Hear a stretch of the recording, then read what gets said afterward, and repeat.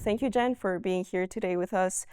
Um, we've been talking about a little bit about your research background and your on-ground experience, but I want to take this more to the Guatemalan scene.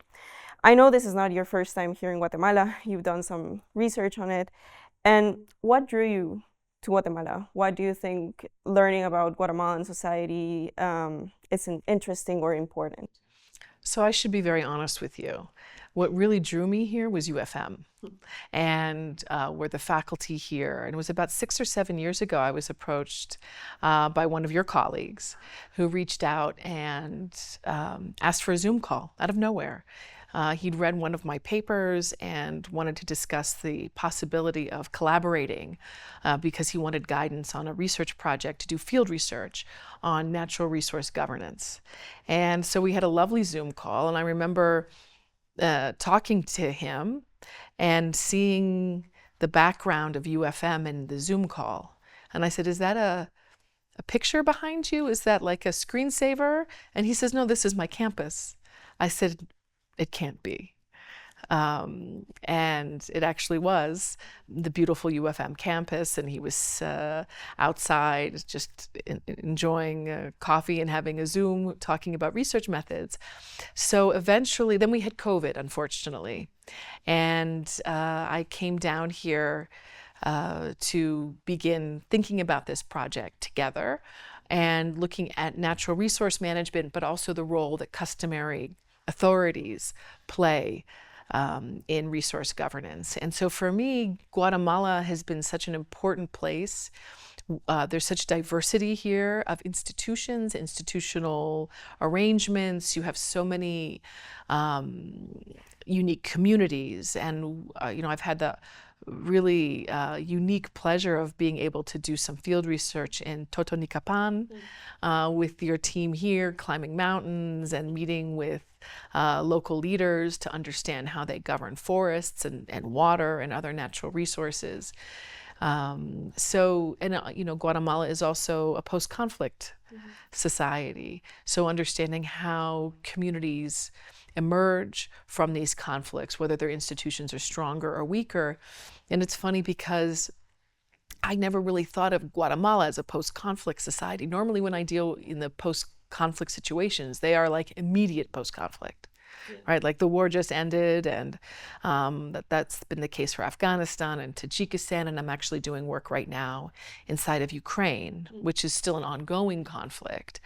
And even when I was in Afghanistan, the conflict was still, it really was not a post-conflict situation ever over the past, 25 years or so. But it's very interesting to see how people talk about the conflict here, how the conflict disrupted institutions, created polarization in many ways, and it will be very interesting to see the way that society grapples with this in the long term. Yeah, and you were talking about Guatemala being a post-conflict society. What role do you think like customary authorities or local institutions have played in that society that we are still dealing with some of the consequences of the conflict? So, during war, a lot of burdens fall on the shoulder of communities because they can't rely on outside actors to help. And during that post-conflict moment, though, communities can be also intensely politicized, right? Different armed factions want control of them, or they become parts of armed movements because they're deeply disillusioned with something that's happened to them, their ethnic grievances, regional divisions. So it's not unusual in these kinds of situations to see customary authorities really assert themselves and become much more capable, much stronger. And that really presents a challenge to the post-conflict moment. Why? Because you have very assertive communities that have learned to live without the central authority, and then you have a new government at the center that wants to project its power and fears that it's seen as weak. And this is often a very bad recipe, because you have communities that are capable, now more independent, more confident, more capable, and then you have central government authorities that are very insecure because they've just come out of a conflict, and they're concerned about armed factions. They're concerned about developing that Weberian monopoly on the legitimate use of violence.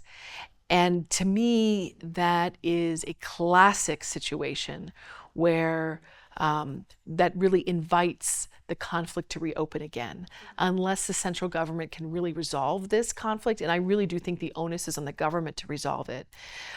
This leads to a paradox that central governments in the post-conflict moment may be able to strengthen the center by devolving power to communities.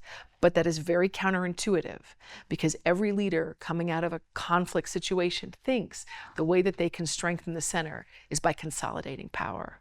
We're seeing this play out in Syria at this very moment. Yeah, because I feel like there's a very common narrative in Guatemala and between Guatemalans that our state is very weak as a result of the conflict.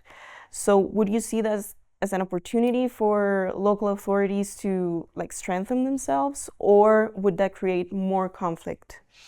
So typically what you hear is the central government has to strengthen itself, right? Because then what will happen? Secession, people will declare themselves autonomous. All of the country will fall apart if the center doesn't reassert itself.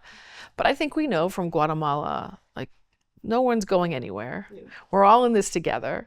And is it possible for the central government to say, we're weak, but maybe we can strengthen the country, not just the government, but we can strengthen governance in the country by devolving more power to the local level, and by making local decision makers actually recognizing, and in fact, maybe it's just recognizing the de facto power that they have in a de jure way. Yeah, because I think it should be like a complementary relationship between the local authorities and the government or the state. And I know a lot of your work has focused on post-communist countries and Central Asian countries. Do you see any similarities or differences to what you've seen in Guatemala regarding customary authorities and local governance? So I think that the situation here is a bit different, because one of the challenges that post-communist states have is a hyper-centralized form of government and a very, very large bureaucracy that's deeply entrenched. And I think here you don't have that same situation. You have a weak bureaucracy that seems a little chaotic. Very. Whereas in many post-communist environments, you have, proper ministries and lots of people doing things that's not clear what they're doing. But there's very rigid regulatory frameworks, excessive bureaucracy. You probably have that here. I'm not an expert on Guatemala, so it's hard for me to say one way or another, but there it is much more difficult to do things and reform the system because so many people are involved in the patronage. Whereas here, I think the challenge is in the non-state actors. You have a lot of criminal gangs, organized crime, and not just one or two groups, as you might see in some post-communist countries. Here it's dispersed and actually very decentralized, which makes it a bit different. Yeah, so I think what we've seen in Guatemala is that the weakness of the state, as you said, our bureaucracy is very chaotic.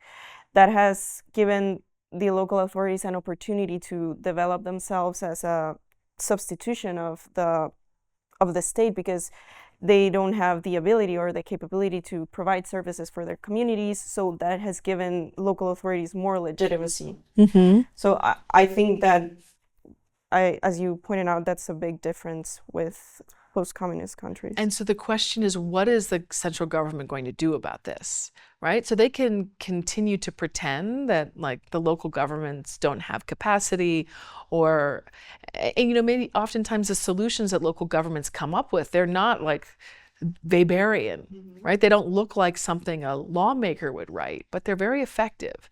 So I think one of the questions we have for the emergence of the rule of law is how can you create legal frameworks that do allow space for this kind of creativity?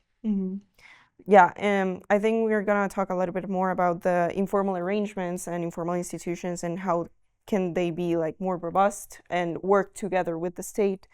But thank you for being here again, and we'll talk a little bit more later.